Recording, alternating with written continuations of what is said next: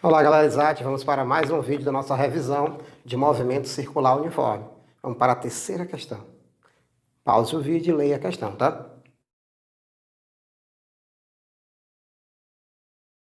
Vamos lá? A terceira questão mostra a foto de um sistema mecânico muito usado para ajustar a frequência de rotação de motores. A foto a seguir, galerinha, mostra uma transmissão de movimento circular uniforme. E essa transmissão está sendo feita por uma correia. Nós já discutimos, tá, essa situação. E nessa situação nós vamos ter uma transmissão em que a periferia ela tem a mesma velocidade linear. Então ele dá informações na letra A. Ele estabelece uma relação entre a frequência de rotação dessas polias e seus raios. Vamos lá?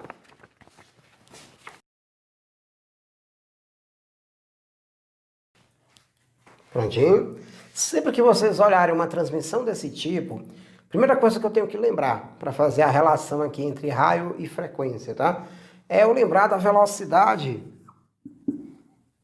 linear, que é a variação do espaço sobre variação de quem? Do tempo. Muita essa lógica, tá? No teu estudo.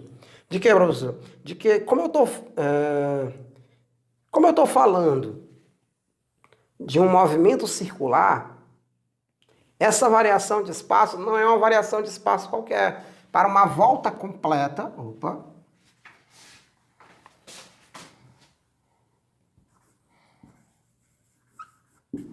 para uma volta, nós temos que o espaço percorrido é o comprimento da circunferência, que é 2π ralho.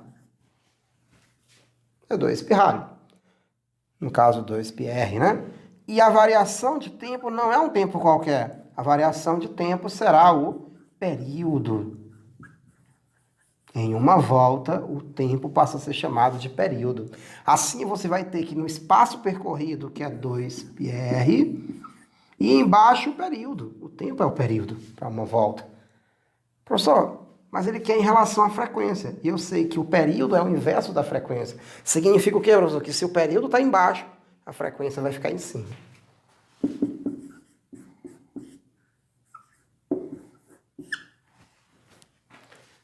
Essa informação é valiosa. Qual, professor? De que a velocidade linear é 2π RF. 2π vezes o raio vezes a frequência. E como eu sei que a transmissão, quando é feita pela periferia, que geralmente aqui você olha um desenho com a correia, ou então um desenho em contato, né? A periferia está em contato na questão das engrenagens. Continuando. Como nós sabemos que a transmissão feita pela periferia, as velocidades lineares são iguais, né? Então eu tenho a velocidade linear 2 dos pontos aqui da periferia, tá, galerinha? Da periferia. E tem aqui a velocidade linear 1, também da periferia. E eu sei que V1 é igual a V2. Vamos aproveitar esta informação e esta, que a velocidade linear é 2π vezes raio vezes a frequência. Fazendo essa igualdade,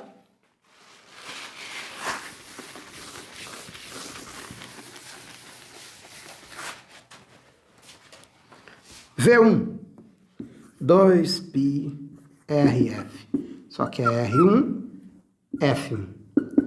V2, 2π R2, F2. Corta o 2π, encontramos a relação que ele queria, que é a relação na letra A, a relação entre raio e frequência.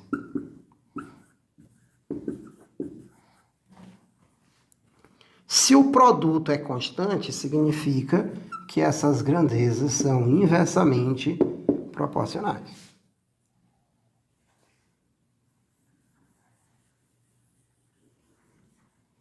Resolvido a letra A.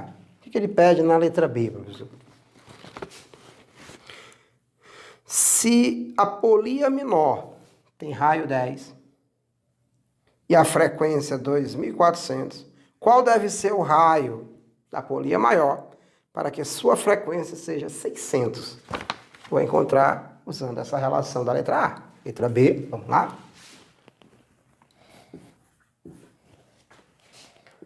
R1, F1 é igual a R2, F2. São inversamente proporcionais. Quem é o raio do primeiro, professor? Ele diz que é 10 centímetros. A frequência dele, 2.400. O raio do segundo, ele é o que ele quer saber, né? E a frequência do segundo, 600. Corta 2 zeros de um lado e 2 do outro e passa o 6 dividindo. Fico então com 10 vezes 24, tudo sobre 6, igual ao R2. E 24 por 6 dá 4. Então eu vou ficar com 10 vezes 4, igual a R2. Então quem é R2, professor? 40 centímetros. Como a frequência e o raio são inversamente proporcionais, eu não precisaria ter esse trabalho, tá? Bastaria eu pensar assim. Frequência 2.400 RPM. Frequência desse 600 RPM. Tá? Está em RPM, rotações por minuto. Professor, o que está acontecendo? Desse valor para esse, está diminuindo, tá? Numa proporção 4. Só que o raio e a frequência são inversamente proporcionais. Qual é o inverso da divisão, professor? É a multiplicação. Então, se a frequência foi dividida por 4, o raio será multiplicado por 4. Como o raio desse, ele diz que é 10, o raio do outro vai ser 4 vezes 10. Então, o raio 2, realmente, 40 centímetros. Ou você usa essa lógica de proporcionalidade, ou você usa a relação em que raio e frequência são inversamente proporcionais. Ou seja, o produto é constante. Resolvida aí a nossa terceira questão. Vamos para a nossa quarta questão de movimento circular uniforme.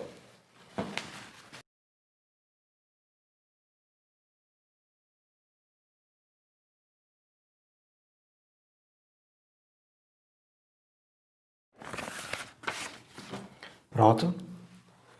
Nessa nossa questão, a transmissão é feita pelo centro. Transmissão de quem, professor? Se eu imaginar aqui um disco,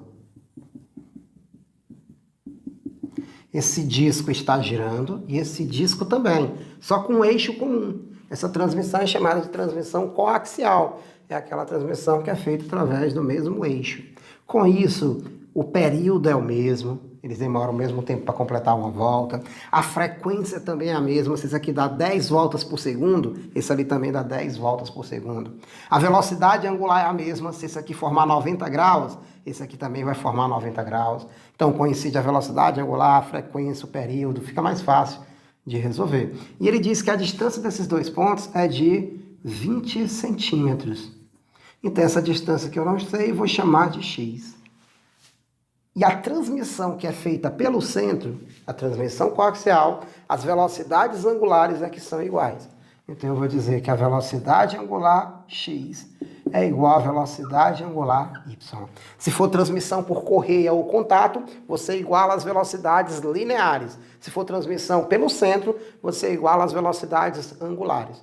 A velocidade angular, muito simples de resolver, é a velocidade linear sobre o raio. Velocidade angular é a velocidade linear sobre o raio. De onde você tirou essa relação, professor? Já explico. Isso quer dizer que Vx sobre Rx igual a Vy sobre Ry. Quem é o raio de x, professor? O raio de x do ponto x, eu adotei uma letrinha x, tá? Esse aqui é um x, vou deixar assim maiúsculo para ficar diferente, tá? Então aqui, o que ele quer é a velocidade, que na resolução vamos botar assim, Vx, tá? Essa distânciazinha x vai ficar Vx 50 centímetros por segundo. Rx é x mais 20. Vy, 10 centímetros por segundo. Raio do y, x. Corta o zero, faz meio pelos extremos. 5 vezes x, 5x. 1 vezes x mais 20, x mais 20. Passo o x subtraindo, 4x igual a 20. X, então, vai ser 20 sobre 4. Então, x será igual a 5 centímetros. Já sei o valor de x. Mas aqui é a velocidade angular. A velocidade angular, você vai calcular de qualquer um dos dois círculos. Por quê? Porque a velocidade angular é a mesma. E o que é velocidade angular? Velocidade linear sobre o raio. Que é a velocidade linear de y? 10. Poderia usar de x, tá? Da mesma resposta. 10. Que é o raio de y? Raio de y é x.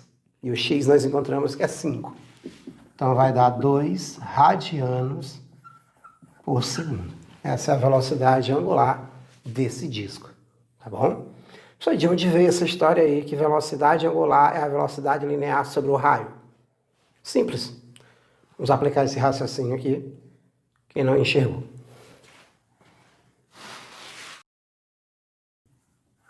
Sempre que uma partícula percorre aqui a circunferência, essa distância que ela percorre é proporcional ao ângulo central